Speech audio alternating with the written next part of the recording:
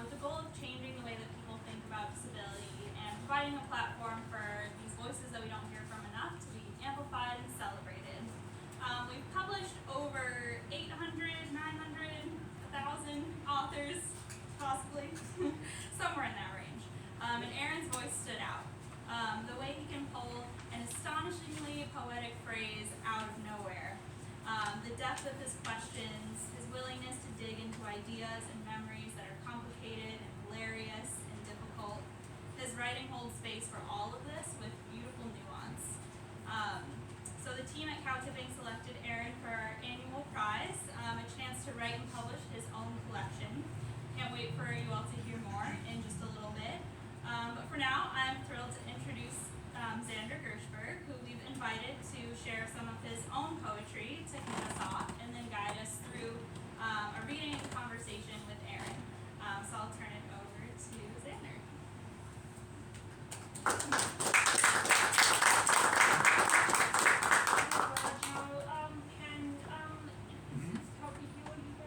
Okay. Okay. Around my neck? Yeah. Okay. Thank you. And can people hear me okay, or should I use the microphone? Okay, great. Thank you, Natalie. Thank you, Aron, for having me. Testing? Testing.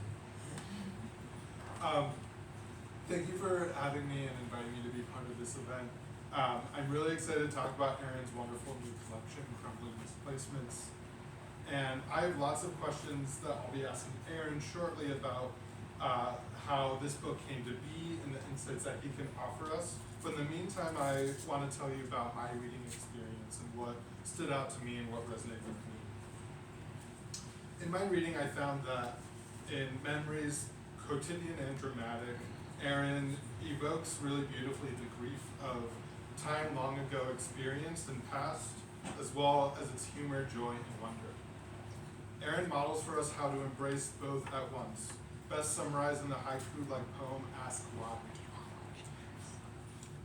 The poem reads, it's just 2 lines, as we embrace the present, we fail to question the grief we go through. Aww. Yeah. Much of the beginning of the collection starts with this humor and presentness, such as in the poem Back to Square One, a poem written after Philip Levine's poem Let Me Begin Again. And I was really excited and kind of overjoyed to see this this poem of Aron's Back to Square One, as well as its reference to Philip Levine, because that was one of my first favorite poets, as well as that particular poem. And so, just as Aron wrote a poem in response to that poem by Philip Levine, I thought I would write and share a poem in response to both Philip Levine and Aron. So, in the poem Let Me Begin Again, Levine starts many sentences and lines with that phrase, let me begin again. And so, before veering off in different directions.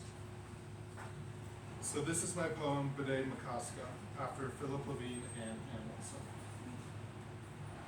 Let me begin again now that the pain that hugged my feet's arches has passed. Let me begin again to run after you, to hear you before the wind takes your laughter. Let me begin again as lake, as thawed winter. Let me listen this time, I won't interrupt, to the texture of your fun facts. Let me daffodil, chrysanthemum, damson plum. Let me green finally in today's sun. This time is for pleasure, for finally, for new coffee with blueberry notes. That canoe has barely moved. Tonight I shall think a thought I have never known before about the number of petals a daisy holds. If it is always the same, or should I learn to harvest pine nuts since they're so expensive, yet I see pine cones everywhere. Let me begin again without my pain. I'll leave it on the stoop. So thank you, Aron, for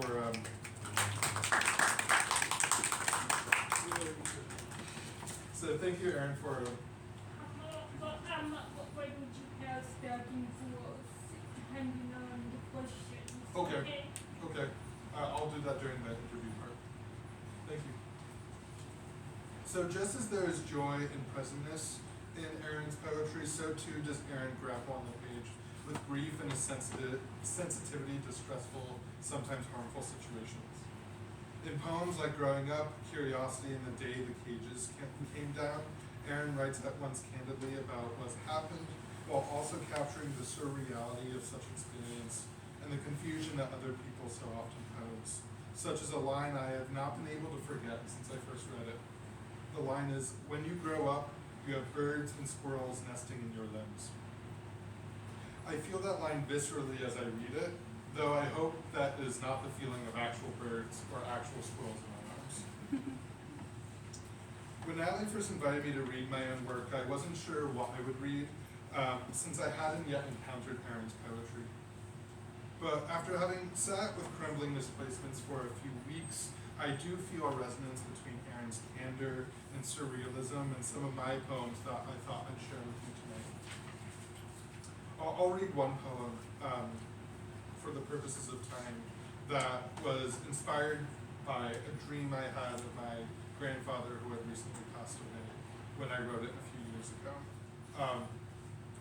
And so in the poem, like, it operates from a lot of confusion, a lot of like understanding or trying to understand what's happening and having images that are not like reality.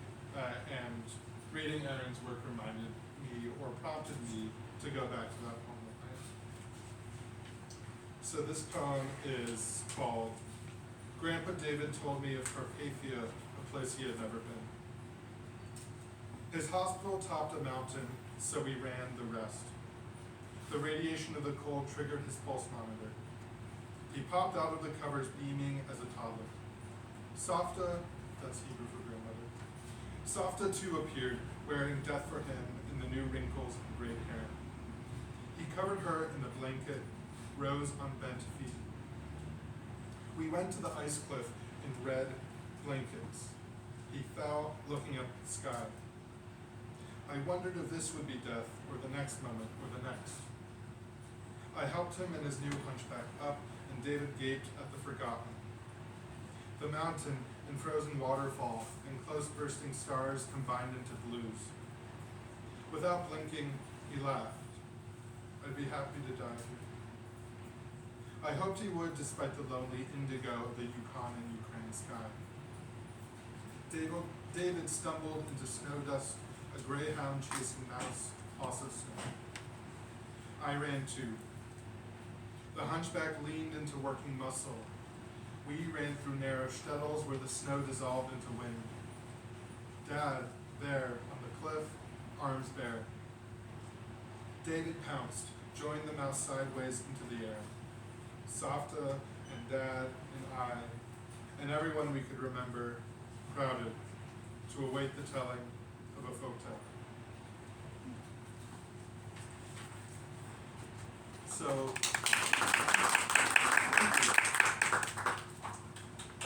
So those are my opening remarks. I'm now going to move to my right to sit, and I have some questions for Aron. And Aron will, we'll have a interview. We'll go back and forth, talking about his collection, the insights he can offer us, as well as Aron will read some poems for us as well.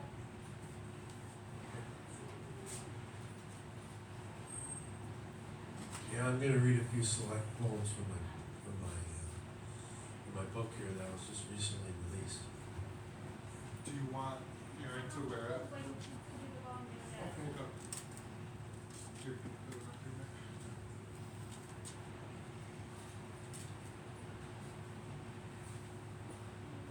Got it?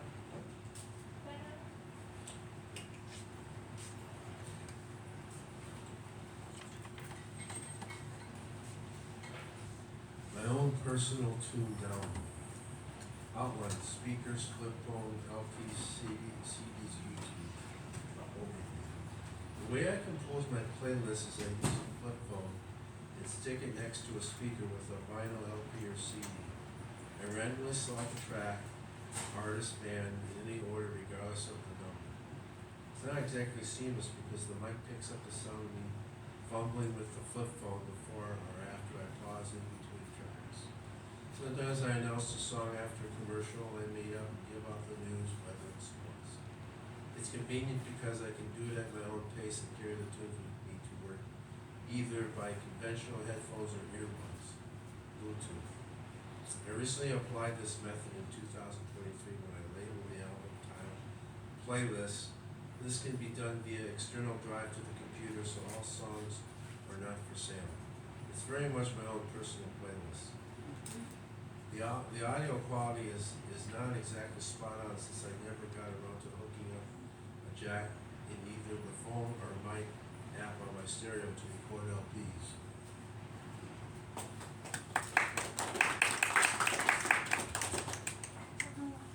Testing? Okay, this sounds odd.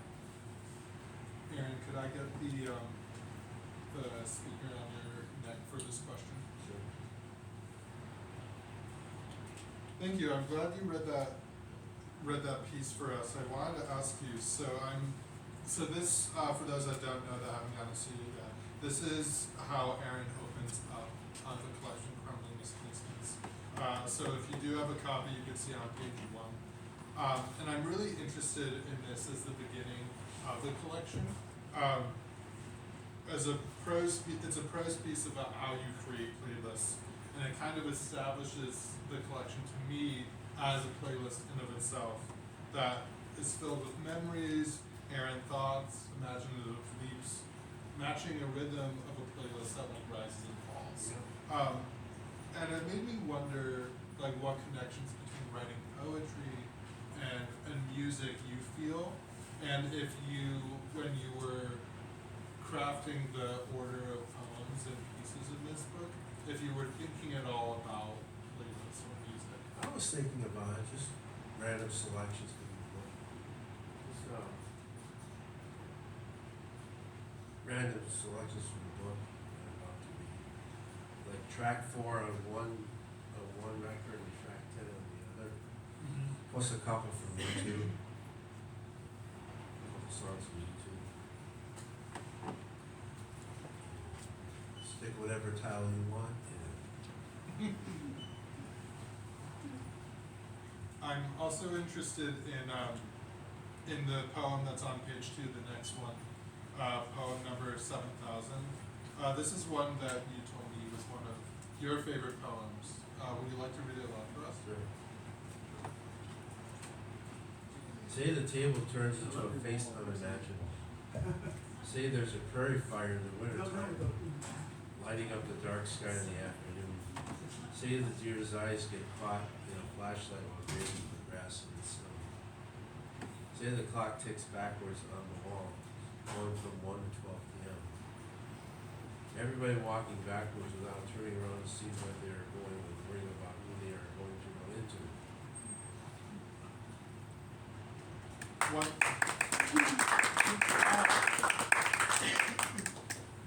One thing I love about this poem is the gentle wonder of the repeated say that produces. So say the table turns into a face unimaginable. Say there's a prairie fire in the wintertime. Say the deer's eyes got caught in a flashlight. Say the clock ticks backward on the wall going 1 to 12 p.m., which is one of my favorite images in here. I'm really interested in that pattern. And I can explain it. Yeah. I had this movie editor at home. Sometimes I watch 8mm films backwards. Oh yeah? Yeah. They're walking backwards, they're not looking back where they're going. That's really interesting. Can you, what do you like about watching those films backwards? Well, they're taking everything out of their mouth. Uh-huh. And when the ball is being pitched, they swing and they're running from first to home. Uh-huh. They swing at a pitch and it goes back. Yeah, that must be so fascinating to watch. I haven't thought to do that, and I want to now. Where do you find these? Do you have recommendations for where that? 8mm projector. Oh, okay. You can find your best photo. Okay. Or Amazon, or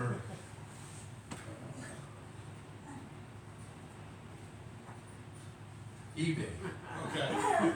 Okay, I'll look for those. Because I do love film, but I haven't watched it.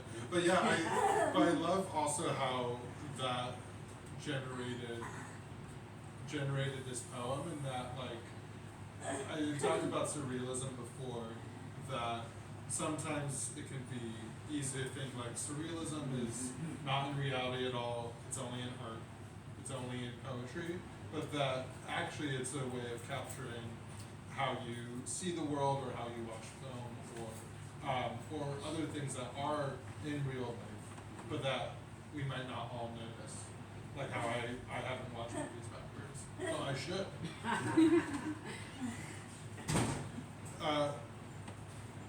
Yeah, what are some of your other favorite poems in this collection? Crumbling Misplacements. Oh, the next one? Yep. I'm not going to read everything.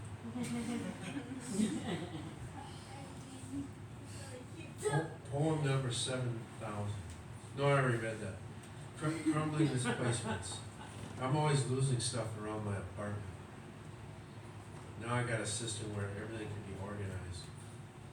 I recently organized my dresser drawer and put masking tape and a Sharpie on it to label everything.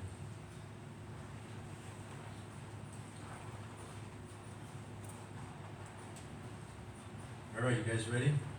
Yeah. Ready? Yes. I can't find my sunglasses. I can't find my reading glasses. I thought I put them in a special container above the bookshelf, but they're still not there. After 15 minutes of searching, I go to sleep. Then the next day, I only found them 2 days later in the exact spot where I wasn't looking. That's a poem.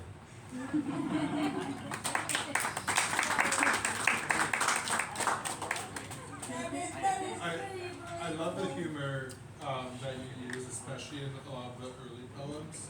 And I think that poem is a great example of being like, this is something that happened, like, here's the poetry I see in it, like, in a kind of wry, maybe sarcastic way.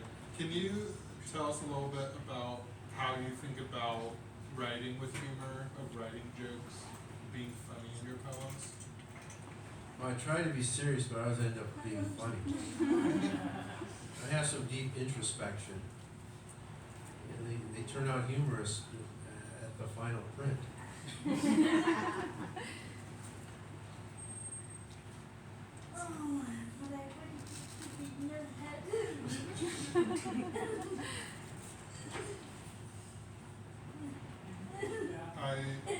That makes me think of, oh yeah, another one of my personal favorite poems, which I talked a little bit about before, was Growing Up. Yeah. Yeah, I want to read that. Yeah. I'm looking forward to it.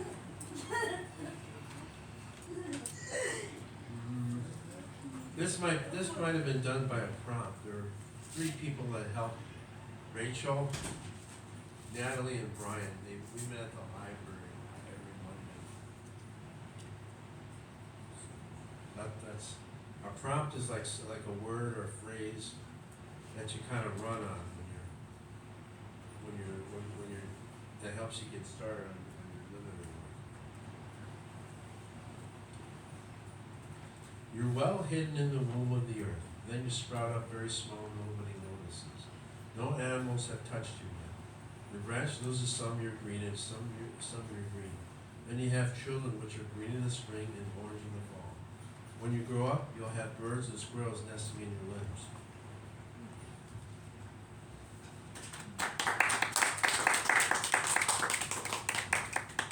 Yeah, I love how much metaphor and like very surprising metaphors here. I had talked about the image that you end with, having birds and squirrels nesting in your limbs. But the poem's full of these phrases. You're well hidden in the womb of the earth. It's a tree. It's a tree. Yeah. Oh. You know, What's your take on it? no, that makes a lot of sense, and Yeah, I it didn't think does. of it. Oh But my this is God. one thing I love about poetry, and that like we can all have different experiences of it. But yeah, could you tell me more about how you came to write this poem? And I know you mentioned that this came out of a prompt and working with some classmates. Yeah, we either met in a quiet room in the library or an open room. So I was looking at nature out the window in the library and decided to write it down. And then I read it to one of the teachers. And what I like about this is the personification that you use. I mean, it fooled me. I took it too literally as an actual person. But you write about the tree as if it is a person using the you. Because, It can mean a lot of things. what was that? This can mean a lot of things too. Yeah. It can mean whatever you want. And one example of that personification is then you have children which are green in the spring and orange in the fall. In that, like, Oh my God. children, we might not think of like tree buds or saplings as children, but they are children. They are. And for maybe a less attuned reader, it can convince them that the trees are people. Yeah. I think it's about being born and growing up. That seems to be, Can I do the form again? I didn't get to do it. Oh, you mean read it again? Yeah. Okay. Well, I've got the, I don't know your name. Hey, May? Okay, May, right? Okay. Well, it's for May, so I'm gonna repeat this poem at Alex's request. You are well hidden in the womb of the earth. When you sprout up, very small and nobody notices, no animals have touched you yet. Your grass loses some of your greenish, some of your green. Then you have children which are green in the spring and orange in the fall. When you grow up, you have birds and squirrels nesting in your limbs. I like that. now That's that I very did, cool. now that I know what it's about, it makes it even more beautiful. Because at first you're like confused, but then now that you know it's a tree, you're like, Yeah, it's a pop quiz. oh, that makes sense.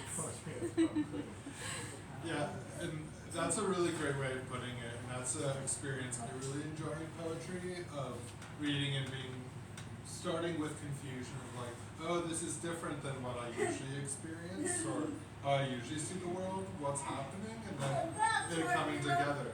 That's Yeah. why we love Aaron, because he sees the way world in the way you were like, oh, I never thought about that. Yeah, this is a book full of insight. Yeah. I see you've turned to another poem. Would you like to read us another one? Orange snow. Yeah. Reminds me of a plum tree in the backyard, which plums recently come to full growth. Plums rolling on the ground and wasps and hornets sucking the nectar out of the corners. Falling in bronze wedge with the rind intact and pretending to have a bronze smile. A calm soothing effect on my yoga classes. Orange parfait with plain yogurt topping. A Florida Gator jersey that you can suck the orange out of the jersey.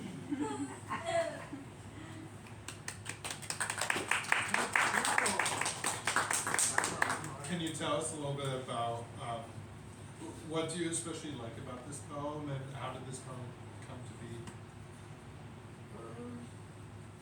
It was one of my earlier classes with cow tipping press. It's like a theme, what it like an orange card and what like an orange piece of sticky note and what it reminded me of. Yeah, you've. I am curious to hear more about your experience in workshops. So you said that this came out of one of your early Celtic classes. Yeah, it was. And that the last poem growing up that you read, you had worked on with some people or had shared with some people. Can you tell us a little bit about your writing process and how Celtic classes helped you write the poems of this book? Well, when I first got hooked up with cow tipping presses, I took notes.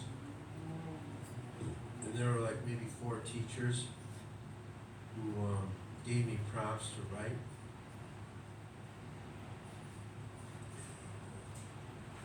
That's all I have to say about it. That's okay.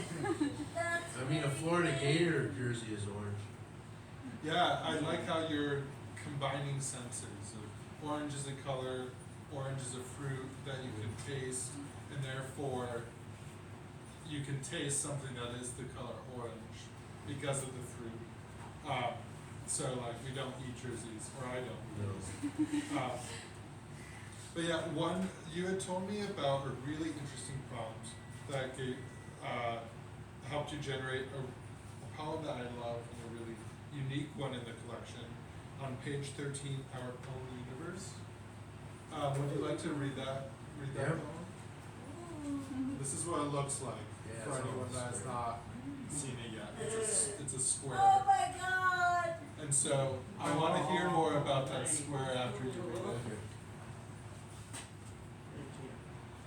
Without chaos, our life wouldn't have order. Our life wouldn't have chaos without order.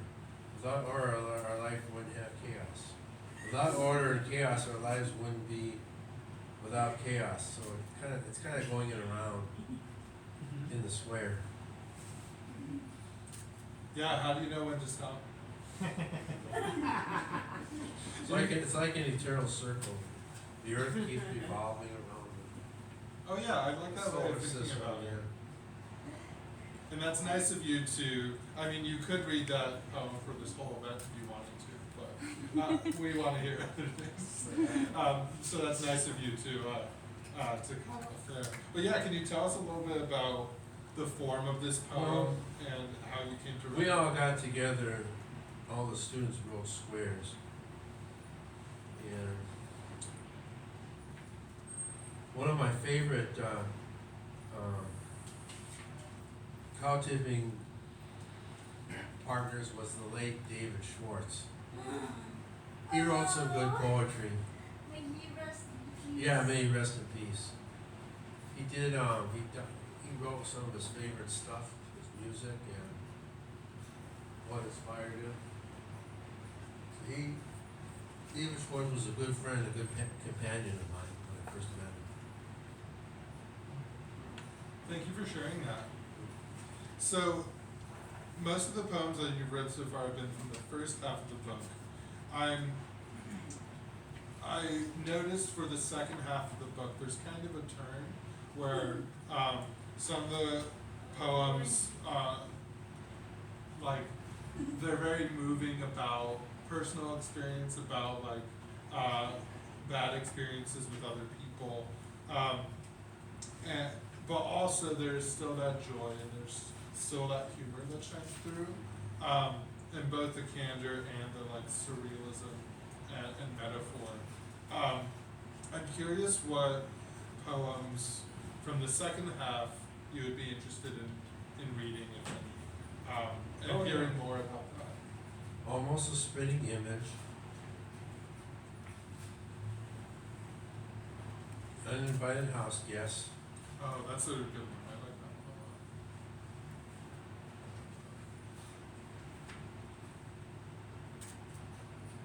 that Ask why. Short one. An early Christmas present. Curiosity.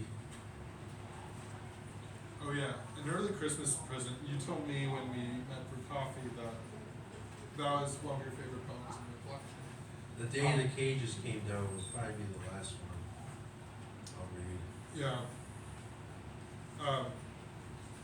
Okay. Yeah, start us off wherever you'd like to. Almost a spitting image. This is from a memory of when we were driving in the car from Northfield to Minneapolis.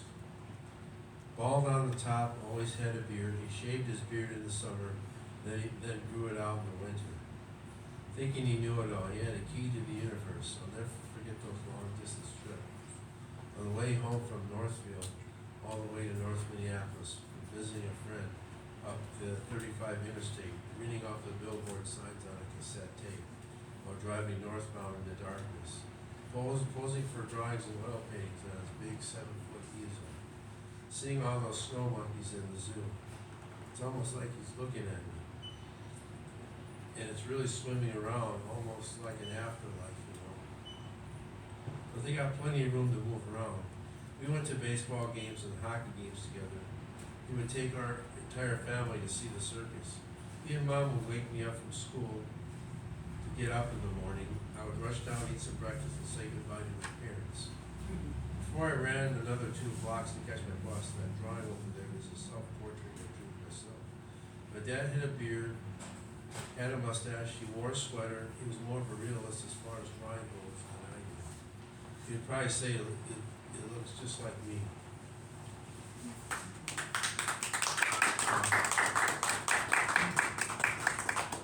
Thank you for reading that. I'm curious of like, what about this memory especially stood out to you as one to write about and include in this collection? Because I know that you wrote more poems than ended up being included in Crumbling Misplacements. So how did you choose this one and choose the other poems?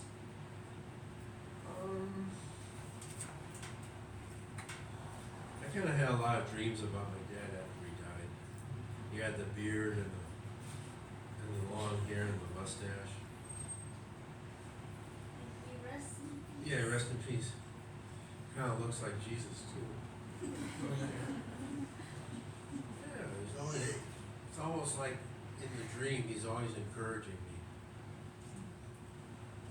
So, Thank you for sharing that. yeah. Sorry to do about your. Yeah, it was a rough time after my father died. I wasn't myself. I'm sure he's very thankful that I'm sure he is. you still remember him and his memory will forever live on through the book and through you. Yeah, I'm sure your dad would be proud of you. I'm sure he is. Just remember that, people, when your parents are up there in heaven, they're always going to be a part of you. Yeah. Thank you for saying that. Aww. Yeah.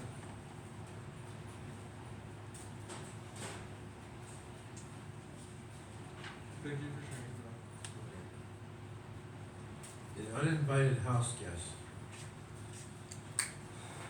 Constant dreams about tears that hurt you that you no longer see. You look at the mess in your apartment, blankly trying to figure out what's happening in real life. I forgive people, but in the dreams it's a different story. So in this one, there's kind of a conflict with fighting them, or just fighting somebody and letting go of the pain.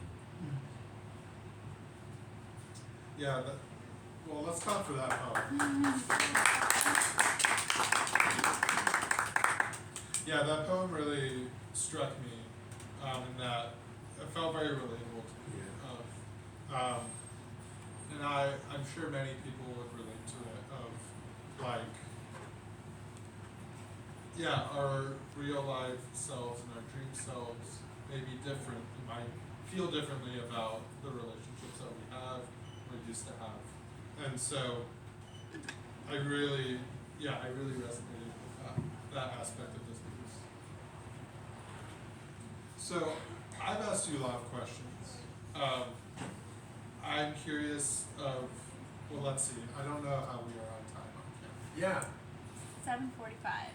Okay, You know, it's so time yeah, to why go. don't we open it One more. for questions? Anybody have any requests to read? I would love to hear the last one. Okay. I'm willing to read it. Aww. That is so nice of you. Should they- The renewal of complexity and simplicity. They're very complex when I bite into your inner core, you're so simple. when you got seeds inside.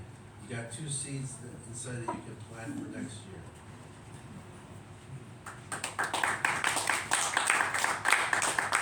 Yeah, this is one of my favorites. And you know, I see a connection to the personification between trees and plants and humans.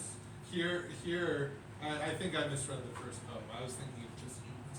But here the connection between like plants and humans is a little more blurry. Yeah, but I'm interested in your perspective. Like, how did this poem come to be? It's a fruit. Okay. It's a fruit that you can plant seeds into the ground. It comes from Asia. What kind of fruit was it? It's a pomegranate. Oh. I get it. Quiz show. Any other requests or other questions for Aron? Yes, John. Tom, Yes, Tom. how many hours how many days do you write? What was that? How many days a week do you write? How many days a week do you write? Not too much. I mean, in the past I wrote fiction on my computer, and generally is not acceptable to the public. It's not realism. It's like you're writing. I wrote about somebody who wasn't my age, so it's not acceptable. It's a typical everyday life community of the Twin Cities. But like writing about high school sports, for instance. I kind of tweaked a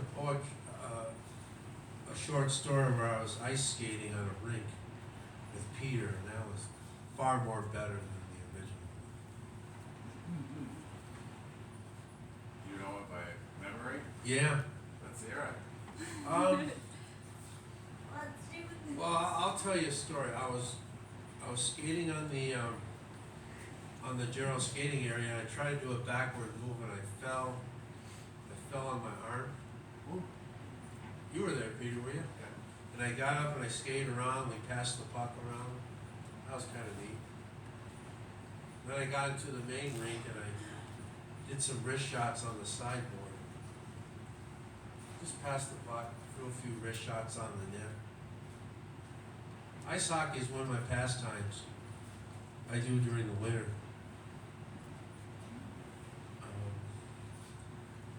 I stopped wearing extra socks in the skate because they cause them to wobble. I remember you sent us a video. Oh yeah.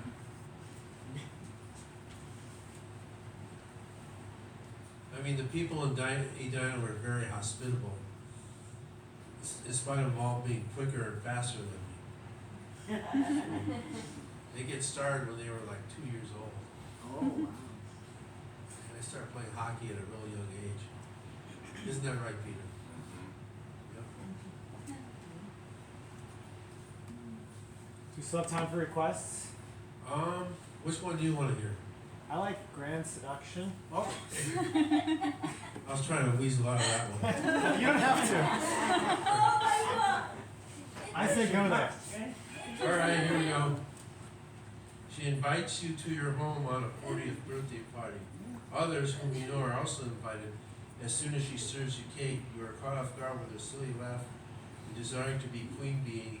She gets annoyed whenever staff calls her name and drops hints that she wants to be in an ambiguous monogamous relationship. You get caught in a trap when the whole party exchanges phone numbers on pop-up sofas in the living room. Why were you trying to weasel out that one? I don't know. It's embarrassing. But you like it? Yeah, it's a good poem. Oh, I like it. I'm clearly not alone. No? I think we have, oh, sorry. There's another guy, I forget his name, he's a student at McAllister College. What's his name? Neon? Kian? Ian? Kian? Keon, yeah, he was a student at McAllister College who taught a class every Wednesday night during the winter quarter. I was always late because I got off work at 4 o'clock. And then I got there on time after the Gophers got blown out by the University of Kansas. I got there about 15 minutes before it started. That was like on the last day of class. I remember I was very happy to see you the first time because I was questioning whether or not you would take that class. Oh, I did. And then we were like, oh my God, Aaron showed up. He's done. I was like really excited that day. Yeah, that's another guy I want to talk about. His name is Numbers. That's his nickname. I know numbers. Yeah. He's got three quintillion numbers. He can calculate numbers that stretch from that bookshelf to that bookshelf. Yeah. Very nice guy. Do we have time for one last question? Yes, ma'am.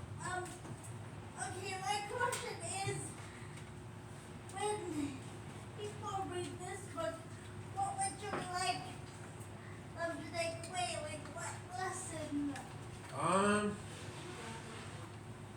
Well, then I'm gifted, and there's various, and there's always an open mind. Have an open mind of what they read, because each story is different in itself, Mom. Nice. I think that's a wonderful place to end. Everyone, give it up for Aron.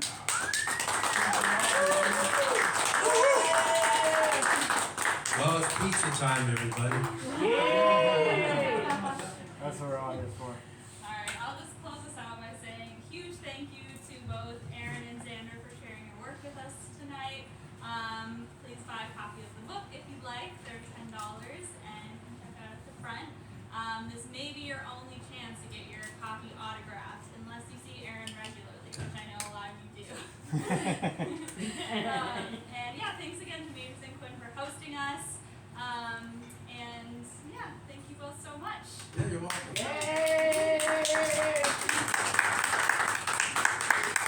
Oh, one more thing. If you can't get enough of hearing Aron read, he's going to be reading again at our annual Disability Literary Festival. Oh, on yeah. Tuesday, Oh, tell me when. Flyers. August Deja vu? 5th at Springboard for the Arts. Deja vu I've got flyers? some, Deja vu? got some Oh, flyers what going time? around. Be over here. Flyers, deja vu. And we will also be announcing the Couchsurfing Prize winner for next Thank year you. at this event. Yay.